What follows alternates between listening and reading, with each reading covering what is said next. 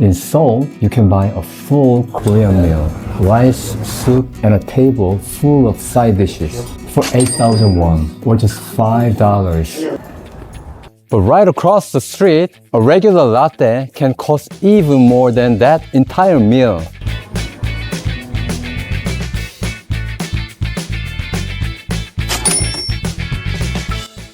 And no, this isn't a tourist trap. This is normal life. Welcome to what I call the Cafe Republic of Korea. And if you're new here, my name is Sean. This is Korea Properly. Because on this channel, we don't just explain Korea as a place. We explain Korea as an experience.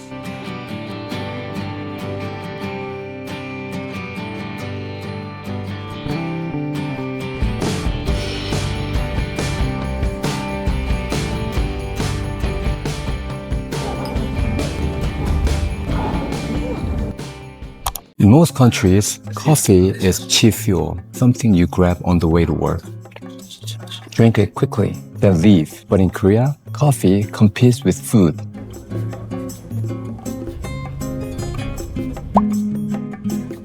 Here's a strange math. The average casual meal in Korea costs around 8,000 to 11,000 won, $5 to $7. But a latte at a proper cafe, 6,000 to 11,000 won, $4 to $7. Sometimes more if the cafe is famous like this one. At first glance, this makes absolutely no sense. Why would someone pay the price of a meal for a drink? And here's an even stranger fact. Koreans now spend more money on coffee than on kimchi. Think about that.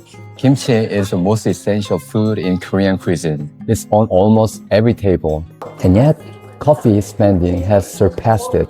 So the real question is, what are people actually paying for? If you watched my previous video about the 6 invisible rules of Korean cafes, you might remember one of the key ideas, the rule, one person, one drink. At first, it sounds strict, but that rule reveals something deeper. Because in Korea, you're not just buying coffee, you're buying the right to stay. A cafe drink is essentially an entry ticket to the space. In many Korean cafes, that ticket can quietly buy you hours. But in some cafes, like this one, there's even a 2-hour sitting policy. Not because they want to rush you out, but because there's usually a line waiting outside. And once you realize that, the entire cafe culture in Korea starts to make a lot more sense. Here's the investor lens. Korea doesn't really have a coffee industry. What?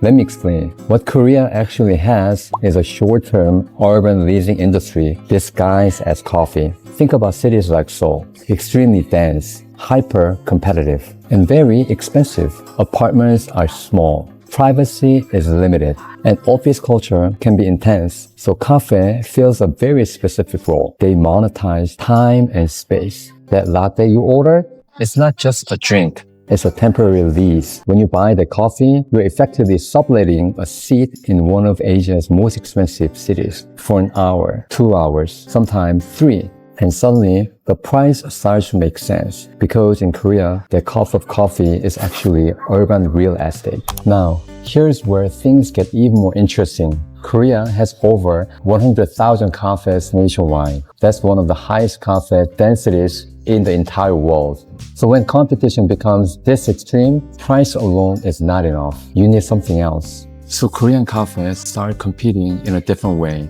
Aesthetics. This creates what I call the aesthetic arms race. Cafe became bigger, more dramatic, more architectural. You see multi-floor buildings, museum-level interiors, ocean view, glass walls, industrial roasting labs, minimalist concrete galleries, traditional Hanok reinterpretations. At some point, these places stopped being cafes. They became architectural experiences, and architecture costs money. And this is something we love exploring on this channel, because Korea is not just a place on the map. It's a collection of systems, habits, and social design choices that shape everyday life. If this perspective helps you see Korea more clearly, this is exactly the kind of story we keep exploring here. Now here's another interesting pattern you start noticing in Korea. If there is a mountain view, there is a cafe. If there is an ocean cliff, there's already a 4-story cafe sitting on it. If there is a river overlook, someone has probably built a massive glass cafe there. Scenic geography in Korea gets monetized through coffee. You are not buying caffeine, you are buying access to the view.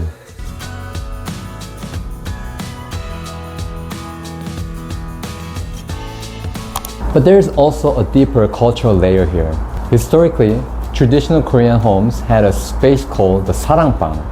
It was a separate room used for receiving guests, holding conversations, studying, sometimes conducting quiet business. It wasn't fully public, but it wasn't fully private either. It was something in between, a social buffer zone. Today, that space has largely moved outside the home, into the cafe. After office lunch, colleagues don't go straight back to work. They go to a cafe. First days? Cafe. Business conversations that need privacy but not formality? Cafe. Studying? Also cafe. In many ways, modern Korean life does not unfold inside the home. It unfolds in cafes. There's also something else foreigners often miss. Something subtle, something invisible. When you sit down in a Korean cafe, you're not just buying a drink. You are buying a surprisingly comfortable environment. Some of the fastest public Wi-Fi in the world. Power outlets almost everywhere. Clean restrooms. Strong air conditioning in summer. Reliable heating in winter. One drink quietly buys you hours of comfort. Climate control, connectivity, and psychological ease. That's not coffee, that's infrastructure. To be fair, there are also practical reasons behind the price. Korea does not grow coffee. Every single bean is imported. That means shipping costs, currency fluctuations, supply chain risk. On top of that, many cafes operate under franchise systems, which means royalty fees, add rising labor costs, add heavy interior investments, add extremely high urban rent. And then consider this. The cafe industry in Korea is brutal. Cafes open and close constantly. Trends change fast. Competition is relentless. From the outside, it might look like easy money, but margins are often thinner than people think. Of course, not every coffee in Korea costs $7. Budget chains like Mega Coffee sell drinks for under $3. So yes, cheap coffee exists. But when you step into one of those massive architect-designed, view-driven cafes, you're not paying for coffee. You're paying for the experience. And here's something interesting. In many ways, Korea accidentally solved the digital nomad problem. Almost every cafe is a potential co-working space.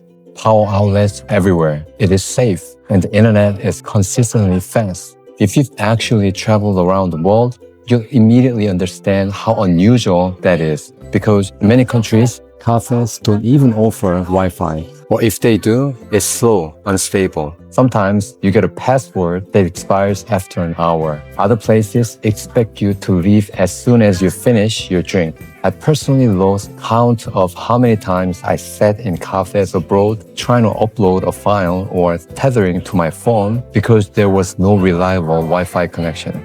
For Koreans, high-speed internet, easy outlets, and unlimited sitting time feel completely normal. But globally, that combination is surprisingly rare, which means Korean cafes have quietly become something else. They're not just coffee shops. They are micro offices built into everyday life. So if you're visiting Korea, here's a quick survival guide to navigating the cafe republic.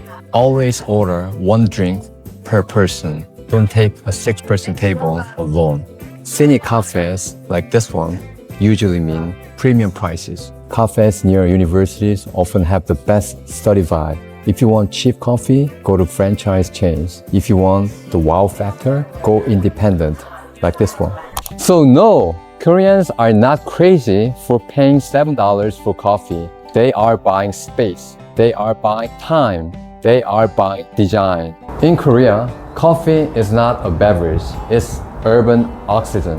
And once you see it that way, the price suddenly makes sense. So here are the questions for you. Could you leave your expensive laptop alone in a cafe for an hour or even 10 minutes in your country?